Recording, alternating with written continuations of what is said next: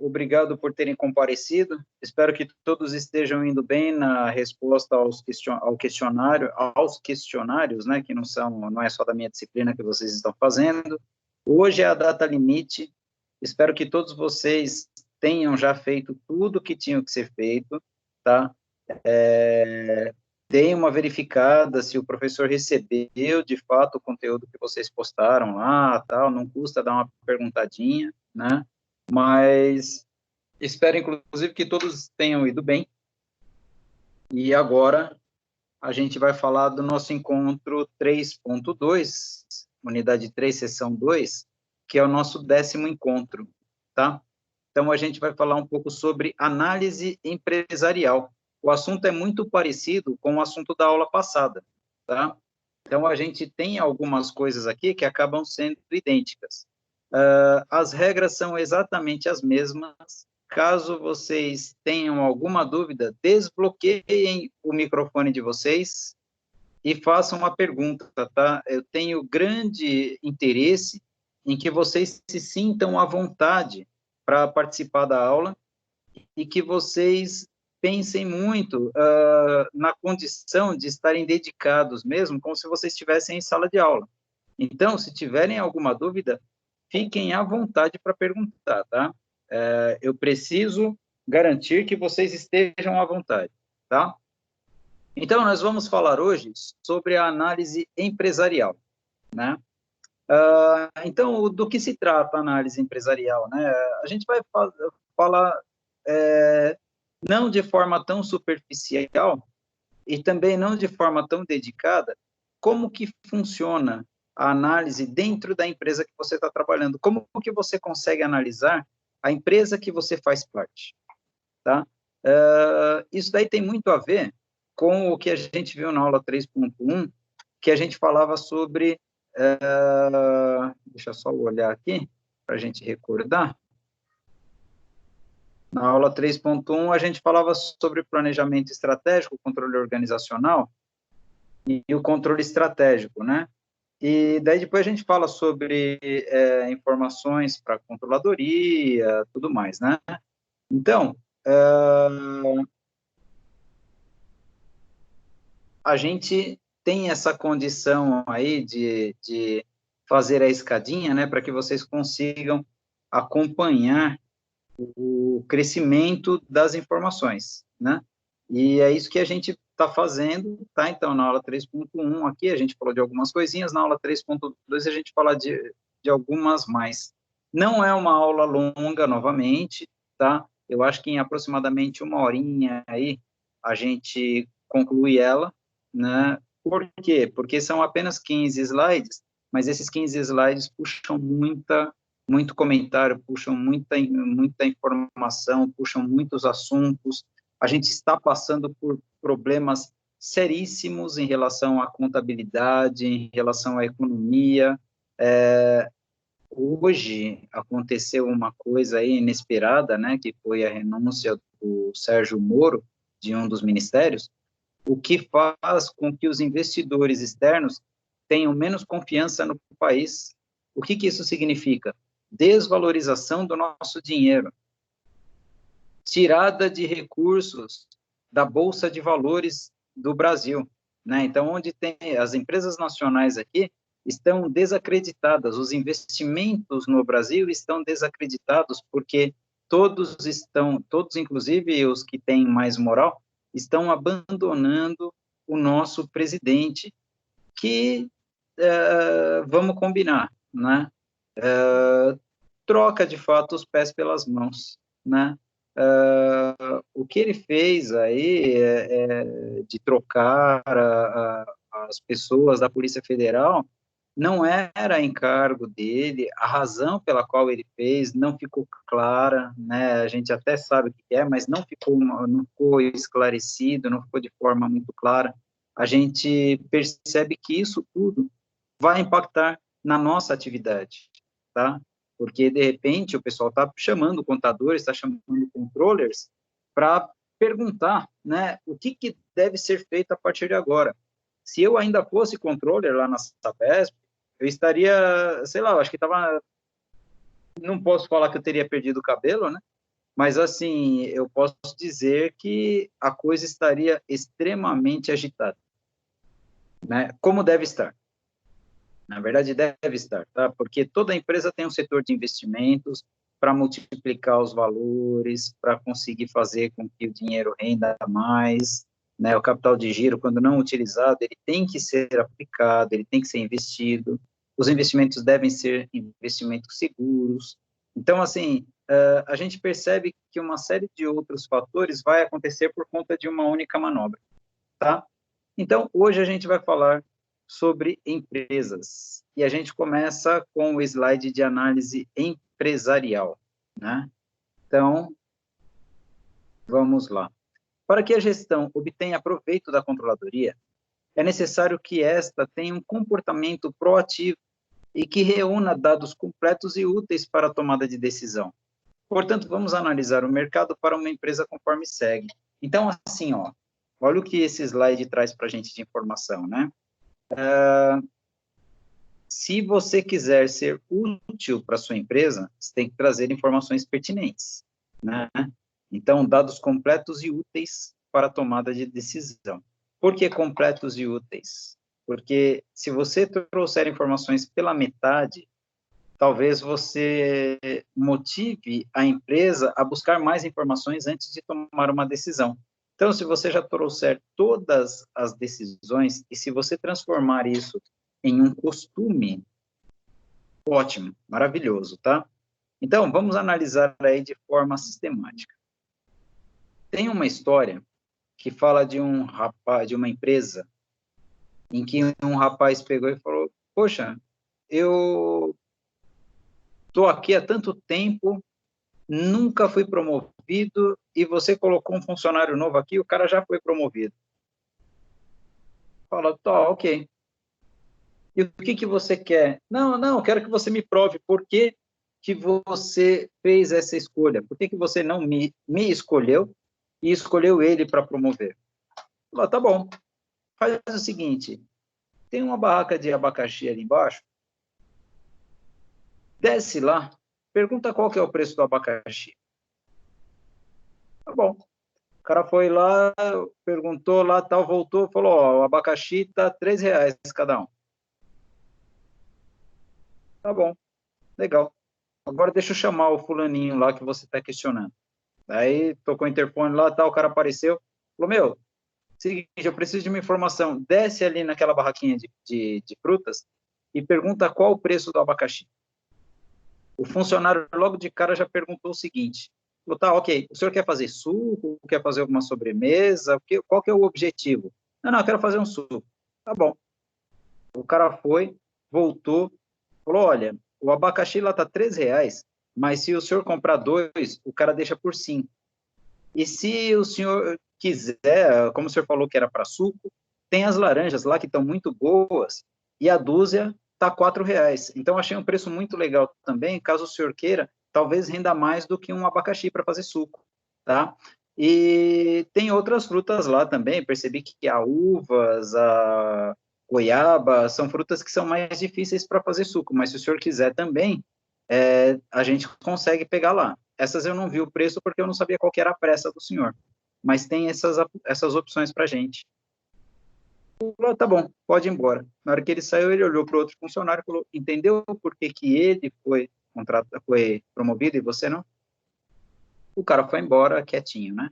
Então, às vezes, a gente, e eu vejo muita gente cometer esse erro no mercado de trabalho, tá?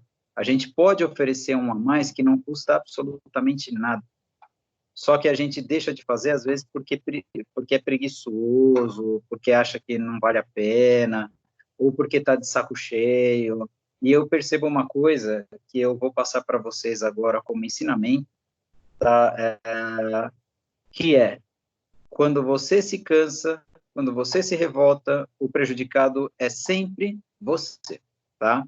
Uma fábula aí, vocês já devem ter visto aí no WhatsApp, por e-mail, que é da cigarra e da formiga, né?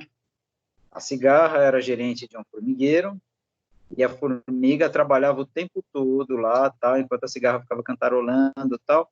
só que a cigarra estava incomodada com o desempenho da empresa. Não, acho que não era cigarra, acho que era um outro insetinho lá. Mas vamos deixar cigarra mesmo, porque não faz muita diferença. Falou, pô, então vamos contratar uma outra, tá ruim, né? Vamos contratar uma consultoria. Daí vem um outro inseto lá, uma joaninha, fez os estudos lá e falou, olha, o problema é que você tem que contratar mais gente, porque a formiguinha aí está trabalhando dia e noite, diretão, tal, então você tem que contratar mais gente. Falou, tá bom. Daí contratou uma outra cigarra, vai, que só cantarolava o dia inteiro. Quer dizer, mantinha o clima bom da empresa, tal, mas não produzia praticamente nada. Aí contratou outro, sei lá. Sei que na fábula ela vai enchendo a empresa de insetos, né, de funcionários, e no final da história ela chama uma outra consultoria porque nada está dando resultado. E daí a consultoria, o que acontece, né? A consultoria percebe que de todos os funcionários lá que estavam, ninguém reclamava. Só a formiga, que já reclamava, por quê? Porque ela sempre trabalhou muito e nunca foi reconhecida. Então, ela estava de saco cheio, então ela começou a produzir menos, tal, e no final da história, ela que é mandada embora. Né? Ela que é apontada como problema. É só uma fábula mesmo, é uma adaptação de fábula, né, da formiga cigarra, que é uma fábulazinha engraçadinha para vocês, se vocês tiverem filhos, se informe, é uma história bonitinha sobre esforço para vocês contarem para o seu filho no começo, tá? Me ligou o microfone aí. Ótimo, obrigado. E vale a pena, por quê? Porque você já mostra que desde o início, desde o início você já mostra através de historinhas que quem se esforça chega, quem se esforça alcança, né? E quem não se esforça, não adianta ficar esperando, não tem essa de que quem espera sempre alcança, não. Acho que é quem corre atrás sempre alcança, tá? Então, a dica é, não façam corpo mole, não se revoltem, pelo contrário, façam mais, né? Então, informações completas, né? Busquem as informações sempre completas e úteis, né? Não adianta você trazer informações que não sejam pertinentes, né? Por exemplo, o cara não falou, no exemplinho lá que eu falei sobre a compra de frutas lá, o cara foi rápido, o cara não trouxe uma série de opções, ele trouxe só as opções mais viáveis, porque ele já avaliou, já que as outras já eram menos fáceis de fazer a coisa, né? Então, por aí vai, tá? Bom, então, vamos analisar o mercado para uma empresa conforme segue. Vocês devem abrir um escritório de contabilidade, né? Então, o que acontece? Para abrir um escritório de contabilidade, vocês têm que ter algumas informações aí mercadológicas, né?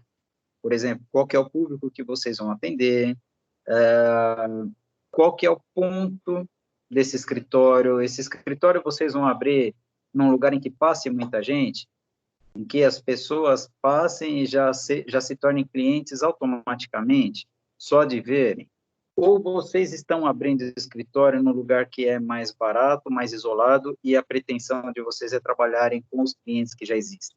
Aí é ótimo, tá? Ou a pretensão de vocês é abrir escritório num lugar mais isolado porque é mais barato e esperar que as pessoas encontrem vocês do nada, sem fazer um site, sem nada, né? Uma série de coisas devem ser levadas em consideração quando vocês vão abrir um escritório, tá? Abrir um novo negócio. E daí, beleza. Inclusive a concorrência, né? Concorrência. Cadê a sua concorrência? O que a sua concorrência está oferecendo, né? Tudo isso são pesquisas que vocês devem, por obrigação, fazer antes de tomar uma decisão como abrir um negócio, um comércio, tá? Custos, né? Quais são os custos que vocês vão ter para abrir um negócio? Né? Como que isso funciona? Né? Quais são os custos? Como que esses custos são computados? Né? Tudo isso é informação que vocês têm que ter aí antes de baterem o martelo, antes de tomarem a decisão. E depois que vocês tomarem a decisão de abrir aí, decidiram o público-alvo, como que vocês vão captar esses clientes, esse público-alvo? Já pensaram nisso? A gente tem que pensar nisso também antes de dar o passo, né? Porque depois que você investiu dinheiro, enfiou um monte de dinheiro, se você não tem uma estratégia para trazer pessoas, uma estratégia que já tenha sido comprovada como séria, como verdadeira, como significativa, não vai adiantar muito, tá? Então, o que que eu quero passar para vocês nesse aspecto aí? Eu quero dizer que vocês, se vocês tiverem dinheiro para jogar fora e quiserem jogar fora, gastem com bebida, gastem com diversão, gastem com qualquer outra coisa.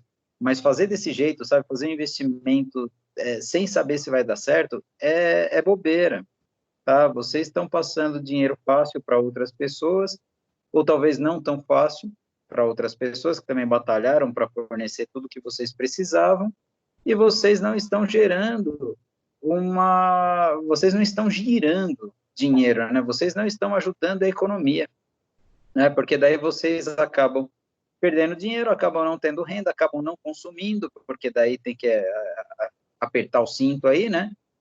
Então, é melhor vocês não darem esse passo. Se quiserem dar esse passo, façam da maneira mais sensata possível, tá? Então, como captar clientes? E daí existe uma série de possibilidades, tá? Então, isso que eu falei é só para abrir uma empresa, tá?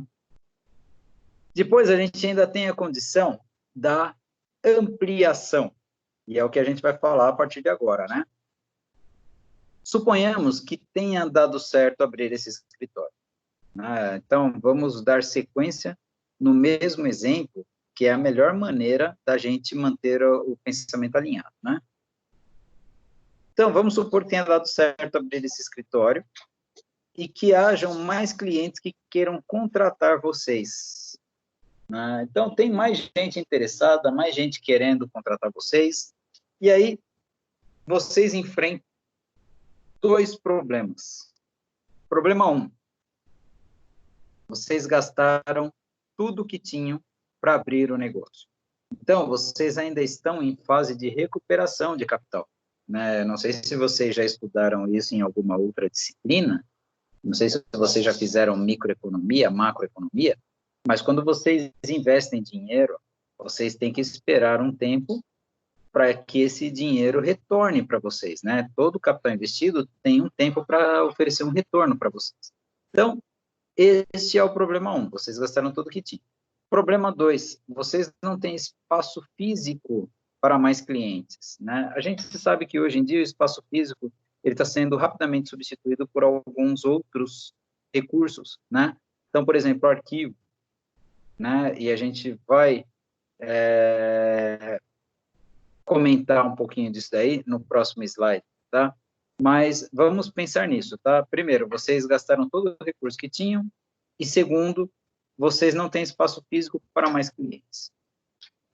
Como adquirir recursos para ampliar o seu escritório, né? E aqui a gente pede para que se coloque o máximo de opções possíveis, né? Por quê? Porque era uma aula de discussão mesmo, né? Por isso que tem poucos slides, por isso que só são 15 slides. Essa aula aqui duraria 3 horas tranquilamente se estivéssemos em sala de aula, tá? Mas vamos colocar o seguinte: para você adquirir recursos, você tem algumas opções, tá? E aí a gente fala um pouquinho sobre economia, né? Que é o seguinte: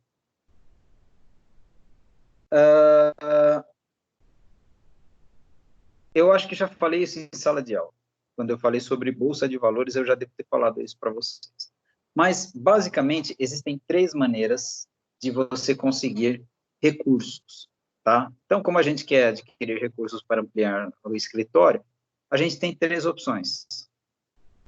Quando a gente fala de uma empresa maior, fica até mais fácil, né?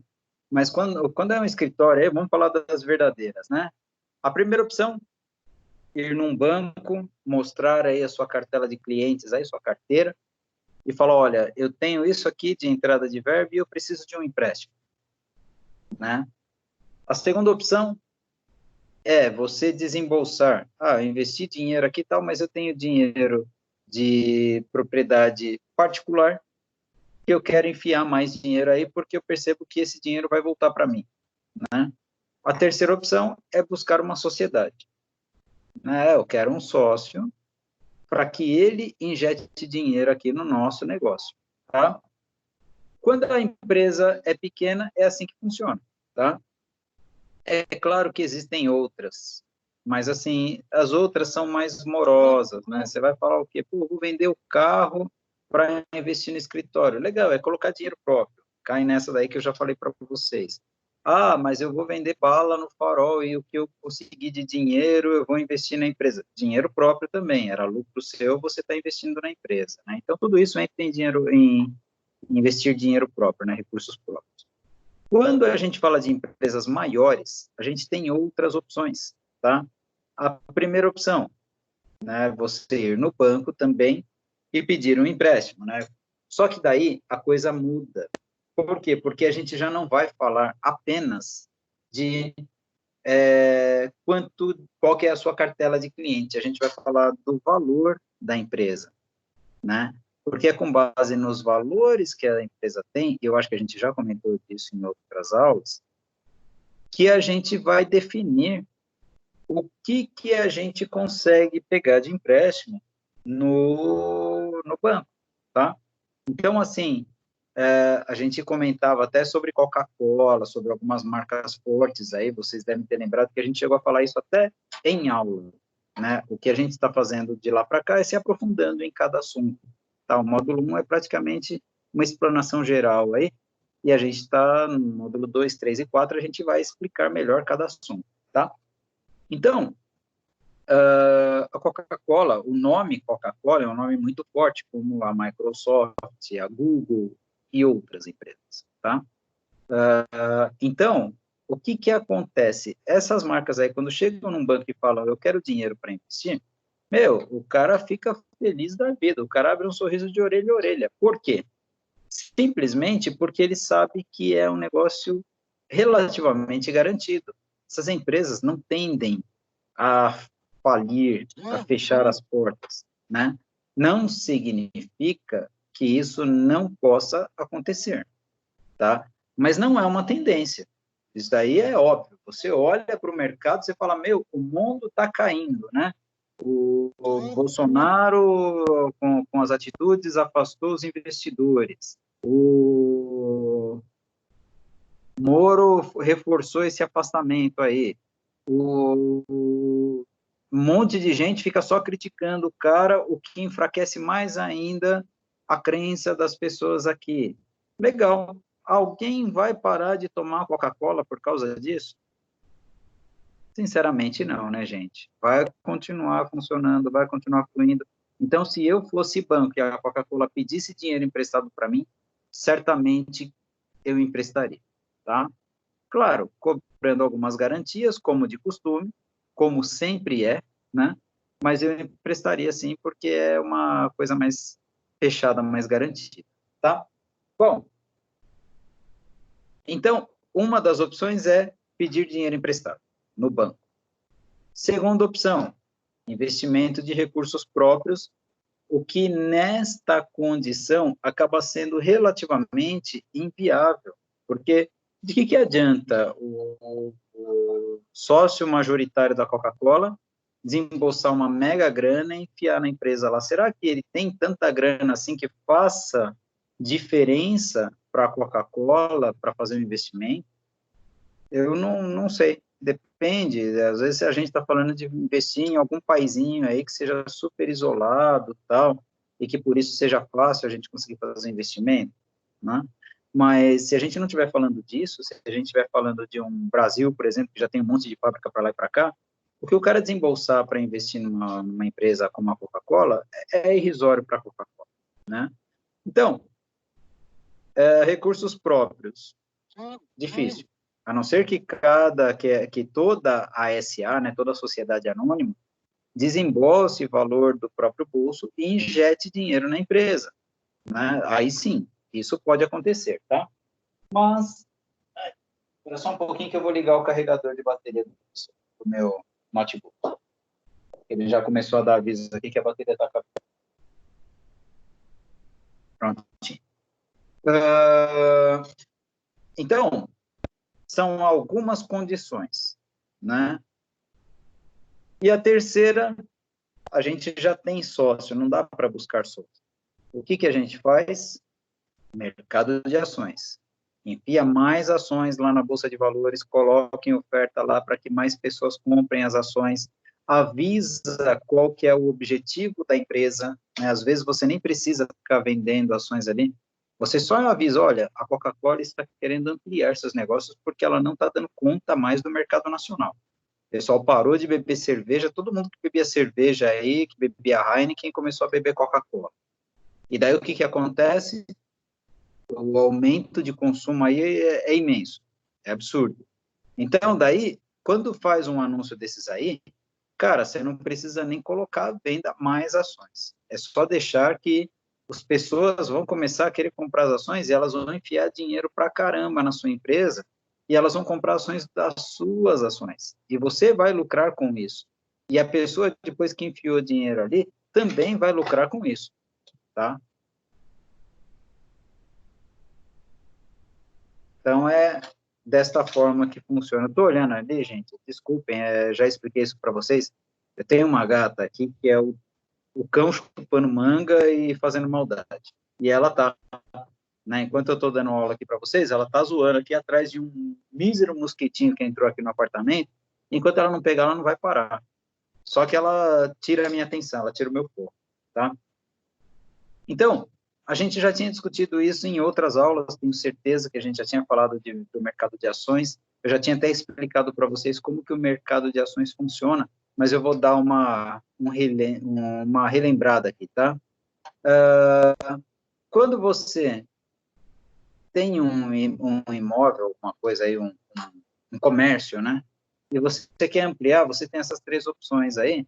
Quando você coloca no mercado de ações, as ações da sua empresa, a pessoa não tem razão para comprar, principalmente se a sua empresa já cresceu tudo que tinha que crescer, né? Se a Coca-Cola não fizer as aplicações que ela deve fazer aí para ampliar os negócios, eu digo para vocês que comprar ações da Coca-Cola é um investimento seguro, porque a empresa não vai parar de funcionar, aí ela não vai parar de vender. Agora, crescimento é complicado, porque a Coca-Cola, não sei se ela tem mais para onde crescer, se ela não estiver lançando um produto novo, tá? Por isso que a gente vê aí ela lançando vários produtos, né? Então, já lançou refrigerante de baixa caloria, já lançou água de coco, já lançou suco, já lançou um monte de variações para o refrigerante dela, que é o principal, que é o carro-chefe, né? Mas ela lançou outros produtos justamente para ampliar o mercado, para conseguir mais clientes. Porque se ela não faz isso, ela já tem o crescimento ali estável. O que vocês vão ganhar no mercado de ações comprando ações da Coca-Cola é algo muito pequeno, tá? Então, não acho, se você quer rendimento, se você quer rentabilidade, eu não acho que as ações da Coca-Cola sejam a melhor coisa a se comprar. Agora, se vocês quiserem segurança, podem comprar. É Google, é Microsoft, é Coca-Cola, essas aí você pode comprar porque você de fato tem segurança, tá? Então, é assim que a gente faz a ampliação de uma empresa, tá? E para isso a gente tem que falar também dos pontos de decisão, né? Porque a gente está falando de ampliação, né? E quando a gente fala de redução, quando a gente fala de fechar um negócio, como que isso funciona? Vamos supor que você tenha a condição aí atual de mercado, né? As portas estão fechadas e alguns de vocês tenho certeza que devem estar passando por isso, tá? Porque tem um aluno que já desistiu, já trancou a matrícula porque era autônomo, dependia de clientes e como ele não pode visitar clientes, a entrada de dinheiro para ele hoje é zero, e quando fica zero, o cara só tem uma opção: dar tchau e cair fora, né? Então, quando você percebe, como você percebe que o negócio não está indo, né? A princípio, quando você analisa a sua concorrência, tá? Quando você olha para a sua concorrência, você vai perceber se o seu negócio está indo bem ou não, tá? E a gente vai discutir um pouquinho mais isso daí daqui a 2 slides, tá? Na verdade, 3. Então, a princípio, você percebe no caixa, né? De repente, você esperava que entrasse um valor X de dinheiro e está entrando menos. Pô, o negócio não está indo bem. Por que que não está indo bem? Porque eu continuo trabalhando tudo normal, tá? Eu sou um mercado, eu sou um hipermercado, um supermercado, que é o único comércio que está nadando de braçada aí. O segundo comércio que está nadando de braçada são os bancos, porque o banco, hoje mesmo eu recebi um e-mail, na faculdade a gente recebe pelo Santander, né? E eu recebi um e-mail hoje, corporativo, dizendo que a Anhanguera tinha feito uma conversação com o Santander, e que nós, professores, já temos empréstimo consignado pré-aprovado. Por quê? Porque o pessoal sabe que a situação está apertando para todo mundo. Então, o banco, ele não está sendo bonzinho para cacete, não. Ele está vendo uma ótima oportunidade de ganhar muito dinheiro. Por quê? Porque quem faz empréstimo vai ter que pagar em prestações. E quando a gente fala de pagar em prestações, a gente fala de pagar juros. E o banco, eu não sei se vocês sabem o que traz lucro para o banco, né? Mas é isso daí. E eu não sei se vocês sabem qual que é o dinheiro que o banco empresta. Mas se vocês não sabem ainda, o banco empresta o seu dinheiro, tá? Se você deixa dinheiro na poupança, você ganha juros. Então, vamos pensar aí um pensamento bem óbvio, né? Ora, pois, como que você deixa o dinheiro na responsabilidade de alguém para que esse alguém guarde para você e esse alguém ainda te paga juros? É simples demais. Quando o cara fala, ó, coloca esse dinheiro na poupança, o banco pega esse dinheiro e aplica ali na poupança para você, e ele fala, olha, isso daqui é um investimento seguro e a gente vai te pagar aqui 0,5%, 0,45%, 0,43%, 0,38% ao mês de juros, porque o seu dinheiro está na poupança. Você não corre o risco de perder, se você precisar, é só você vir aqui e sacar que a gente te entrega. Legal. Por que que eles pagam juros para vocês se eles estão guardando o seu dinheiro? Quando você aplica dinheiro no banco, ele te paga juros porque ele pega esse dinheiro e ele empresta a juros maiores, tá? Então, o dinheiro que está circulando, ele é garantido pelo Banco Central, tanto de Nova York, para os bancos de lá, quanto Banco Central do Brasil, para os bancos daqui, né, para o nosso público aqui, o Banco Central do Brasil, não Banco do Brasil, Banco Central do Brasil, garante que se o banco fechar alguma coisa tal, os investidores terão seu dinheiro de volta. Os investidores que eu digo são os correntistas, tá? Então, ele pega o dinheiro que você pediu para guardar na poupança e empresta para outras pessoas, cobrando a taxa de juros, e os caras são bacanas demais nisso. Se for um financiamento, eles cobram taxa de 0,99, as menores aí, e se for um empréstimo consignado, eles vão pedir 2,5% ao mês, né? Então, você olha, você fala, pô, meu dinheiro está guardadinho lá, os caras são burros pra caramba, porque além deles guardarem meu dinheiro, eles ainda me pagam juros, né? Não, eles estão pegando o seu dinheiro e estão ganhando mais dinheiro em cima. E eles estão te dando apenas uma parte disso, tá? Então, é este que é o negócio dos bancos. Banco adora emprestar dinheiro. E ele faz de um jeito que, às vezes, você já pega o empréstimo ali sem você nem perceber. O nome disso é cheque especial, né? Limite de cheque especial. Quando você entra no limite do cheque especial, eu falei, né, que o empréstimo consignado aí 2,5% ao mês aí e tal. Quando você entra no cheque especial, aí você já fala, dependendo do banco aí 6%, dependendo do banco 11%, né? Então, daí você fala de juros pesados. E tem gente entrando em cheque especial, inclusive agora, né? Por quê? por opção, porque é bobão? Não, porque precisa, né? A gente sabe, cada um sabe onde o seu calo aperta. Cada um tem um padrão de vida e quer mantê-lo e se esforça para tal. Tudo tem um preço, né? Então, se você quiser ter mais qualidade, você gasta mais dinheiro, né? E, às vezes, você acaba tendo até a surpresa de não conseguir bancar isso daí e tal, você acaba tendo que dar um passinho para trás, o que não é ruim, porque, às vezes, um passo para trás significa 3 para frente, lá na frente, tá? Então, eu acho que a gente tem que analisar essas coisas, tá? Bom, beleza. Então, quando tomar a decisão de fechar o negócio? Essa é super complicada, né? Como é que você vai decidir quando, que momento você fecha o negócio? Vou contar para vocês uma história verdadeira de um primo meu. Ele tinha um hotel, né?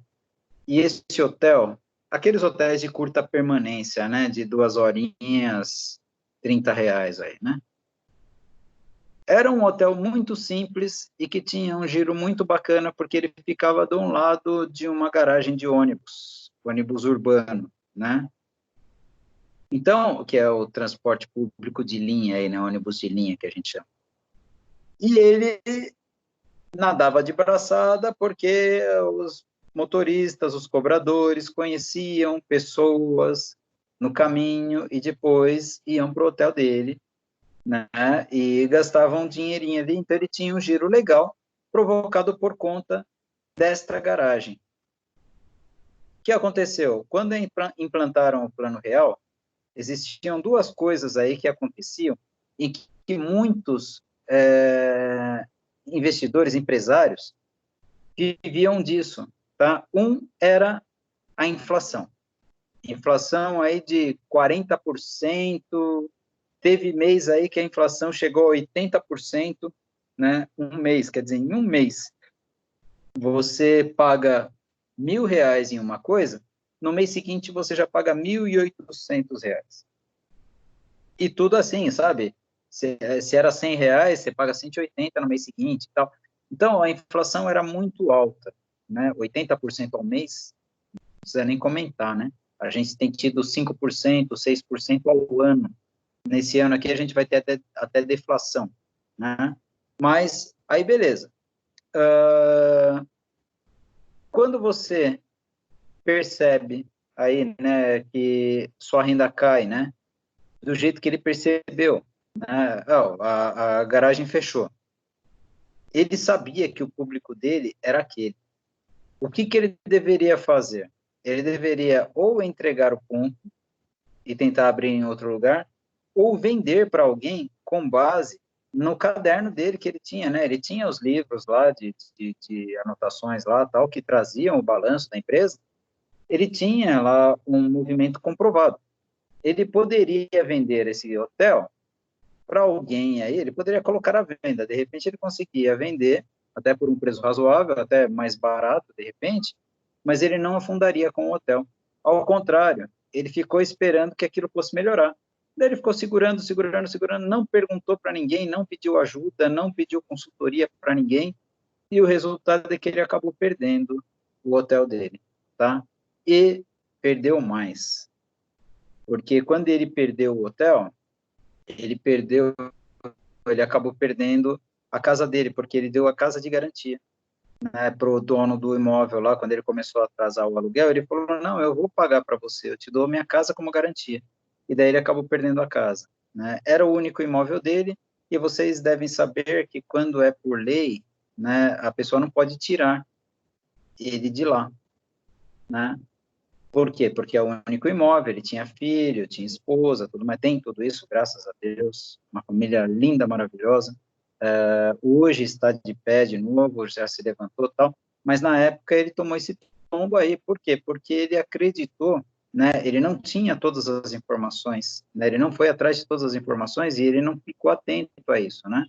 Quando ele ficou devendo o aluguel lá, ele ofereceu a casa como garantia, e quando o dono do imóvel foi cobrar a garantia, ele falou, não, é minha única casa. O cara colocou o advogado e o juiz falou para ele o seguinte, olha, se ele ofereceu a casa sabendo que a casa era o único imóvel dele, que ele não poderia ser tirado de lá, ele mesmo quebrou a regra porque ele agiu de má fé. Então, neste caso, a lei não o protege.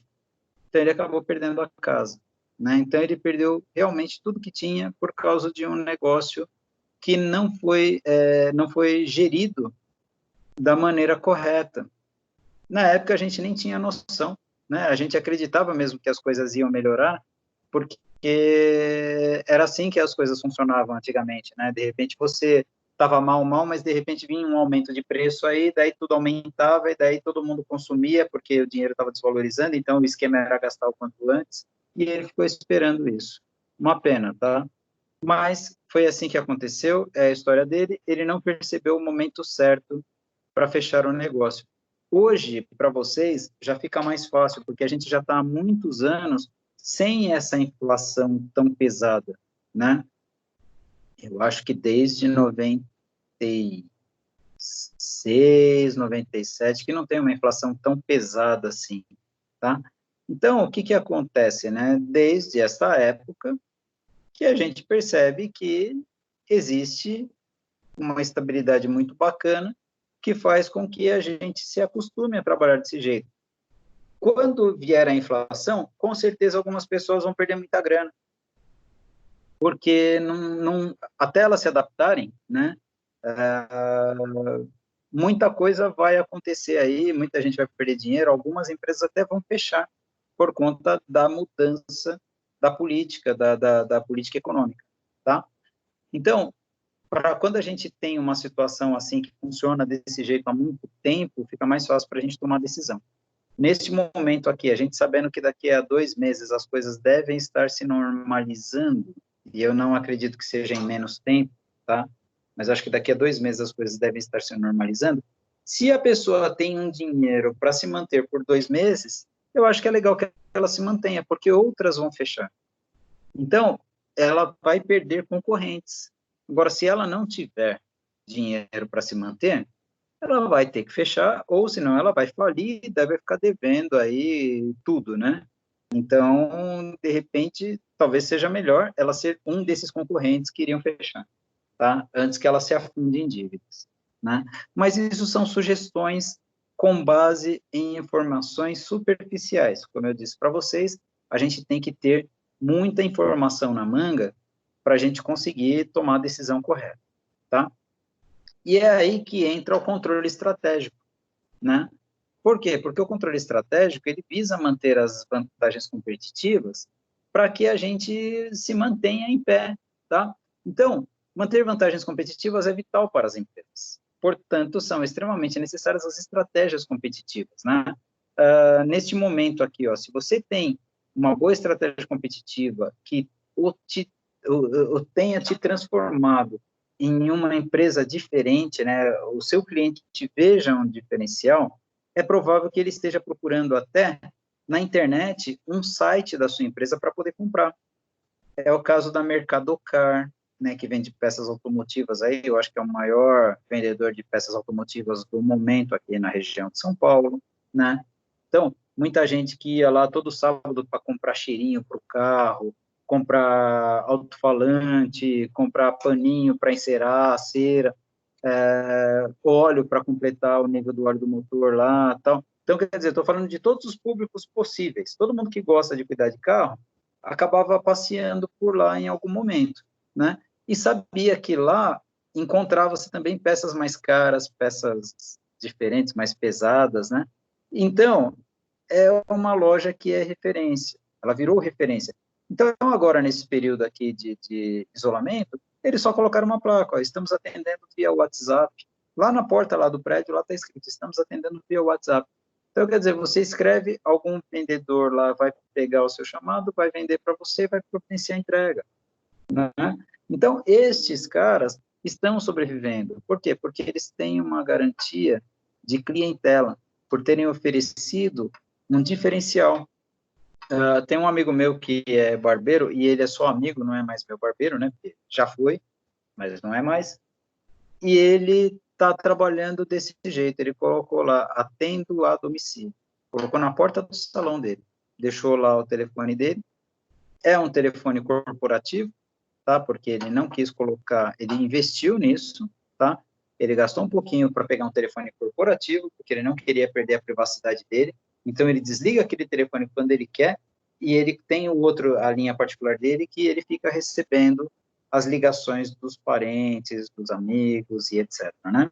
Mas ele investiu um pouquinho a mais aí para ter um telefone corporativo, colocou a placa lá na porta do estabelecimento dele e continua trabalhando.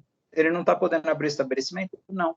Ele chega na casa do cliente com a malinha dele, com as parafernálias dentro lá tal, é máscara, é luva, ele nem usa o banheiro da pessoa, tá? Só quando é uma atividade muito demorada, tal, daí ele acaba usando o banheiro da pessoa. Senão, ele não usa nem o banheiro.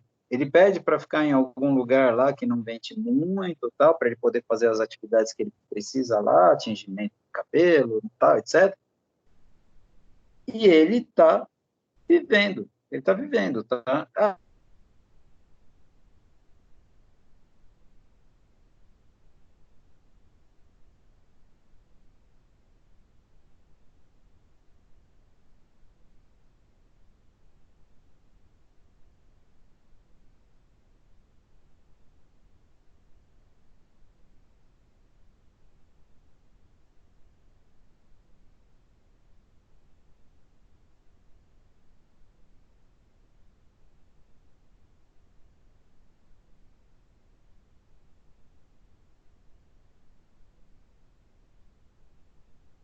Oi, gente, desculpem, caiu um pouquinho aí a conexão. Meio que natural esse tipo de coisa aí, infelizmente, né? Mas vamos dar sequência aí. Também não falta muito mais, não, tá? Então, a controladoria estratégica é a atividade de controladoria que, por meio do sistema de informação contábil, abastece os responsáveis pelo planejamento estratégico da controladoria, da companhia. Então, isso aqui a gente já viu na aula anterior, tá? E a gente vai ver de novo, né?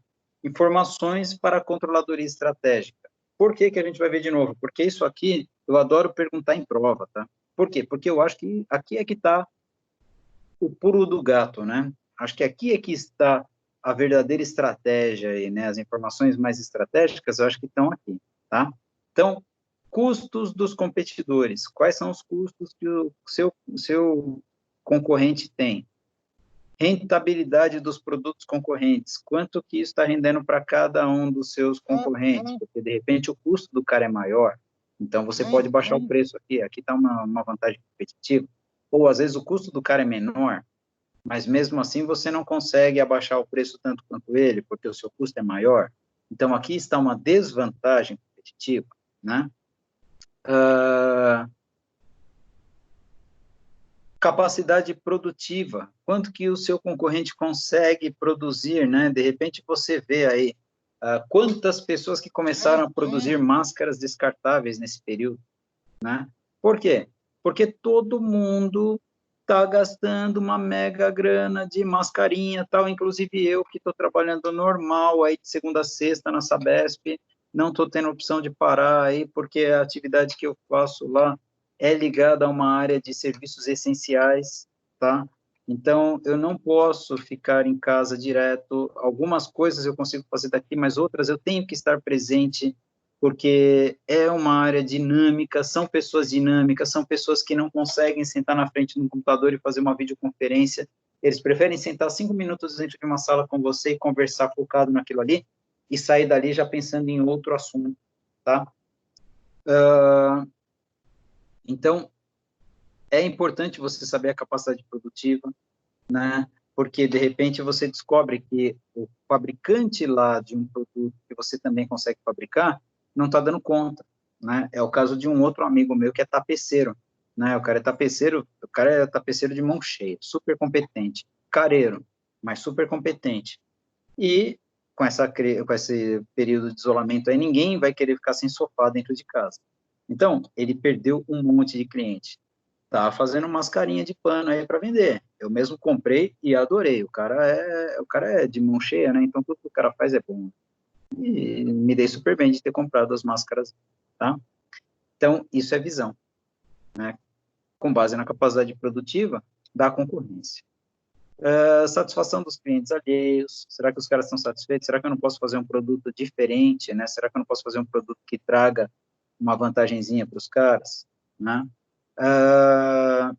Motivos dos negócios perdidos, por que que as pessoas estão fechando as portas? A maior parte das pessoas que está fechando as portas agora é porque tinha capital de giro muito justo, então não tem margem de segurança suficiente para aguentar aí 2 meses sem entrada de recurso. Alguns dão sorte, né? Outros não.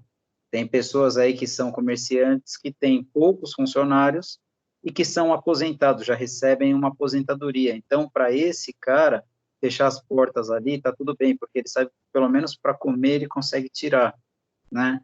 E ele consegue ainda dar uma ajudinha de custo para o funcionário dele, né? Mas o funcionário dele, de repente, tem que se virar aí, porque a coisa está apertando, tá? Evolução da qualidade alheia, muito importante.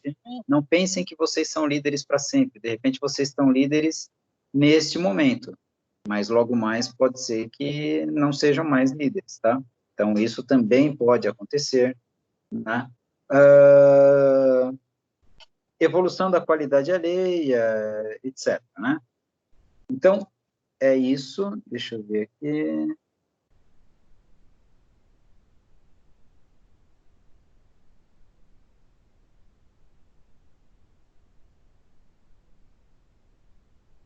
Bom, é isso aí, né?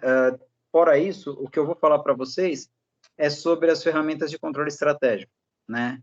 Dentre as mais conhecidas, a considerada mais confiável, temos a análise SWOT, né, que fala das forças e fraquezas, oportunidades e ameaças. Né, isso daí eu tinha explicado para vocês na aula passada, vou só repassar, né? As forças e fraquezas são internas, né? Então, o que você, a capacidade produtiva, pode ser uma força ou uma fraqueza, clima da empresa, capital de giro, tudo isso é força ou fraqueza, tá? Modernidade, etc.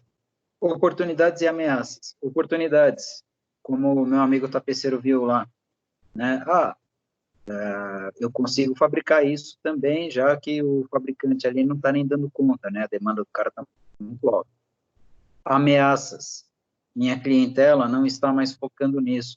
E quando voltarem as coisas ao normal, será que a nossa clientela vai conseguir focar nisso? A gente tem que pensar nessas coisas também, porque essas coisas são verdadeiras. Então, você falar para mim, olha, a minha empresa é intocável, não existe, tá? Quando ele, de repente, o cara, eu acho que ele é aposentado, porque ele já é um senhorzão, tá? Eu acho que ele é aposentado. Ele é um excelente profissional, mas ele é uma pessoa muito simples. Ele não tem uma quantidade bacana de grana, não, tá? O que que acontece? Vamos supor que esse cara, ele volte daqui a 2 meses, tudo normal. Como que os clientes dele vão reagir? Porque se vai voltar para ele só daqui a 2 meses, para os clientes também vai ser só daqui aos 2 meses. Será que quando o cliente estiver com o cofre dele em dia, daqui 2 meses aí, será que o cara vai conseguir já reformar o sofá? Ou será que ele vai preferir respirar um pouquinho e esperar mais uns 2, 3 meses aí para começar a reformar as coisas? Então, a chance dele quebrar é imensa, tá? E eu torço para que isso não aconteça, eu torço para que ele consiga se segurar aí, porque a gente não pode ficar desejando o mal das pessoas. Se você quer que uma pessoa feche as portas, faça algo melhor do que ela. Não fique desejando apenas o mal da pessoa, tá? Deseje o seu melhor, né? Sem sabotar, sem nada, né? Então, dessa forma que a gente tem que agir, beleza? Bom, o assunto encerra aqui, né? E eu tinha comentado na aula passada que a gente tinha um exercício, né, que era a análise SWOT, para definir forças e fraquezas em algumas empresas, né? Então, por exemplo, a loja de calçados, né, eu não sei se vocês estão com os slides aí da aula 3.2 aberto, Mas se vocês estiverem com a apresentação aberta aí, vocês vão ver que o último slide é um exercício, né? E daí ele pergunta assim, loja de calçados, economia atual, é uma força, uma fraqueza, uma oportunidade ou uma ameaça? Né? Economia atual é um fator externo, então é oportunidade ou ameaça. Então, a economia atual hoje é uma ameaça para a loja de calçados. Boa localização, é neutro, né? Porque não está podendo funcionar. Má localização, claro que isso daí é sempre uma fraqueza, tá? Mas, assim, nesse momento também não faz muita diferença. Se tivesse tudo certo, a boa localização seria uma força, tá?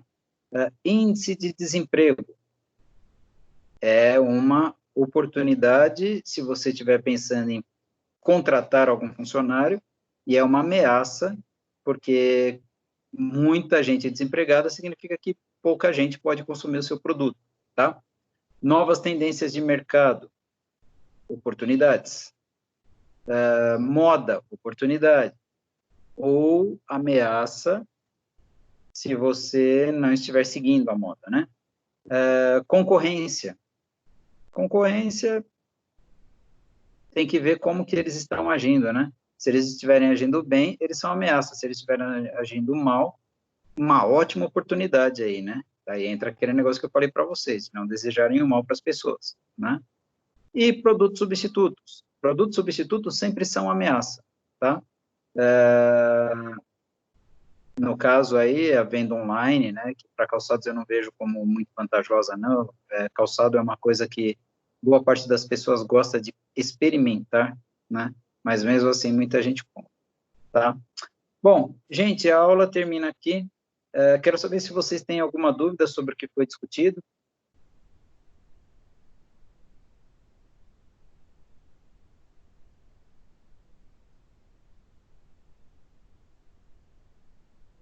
Pelo jeito não, né?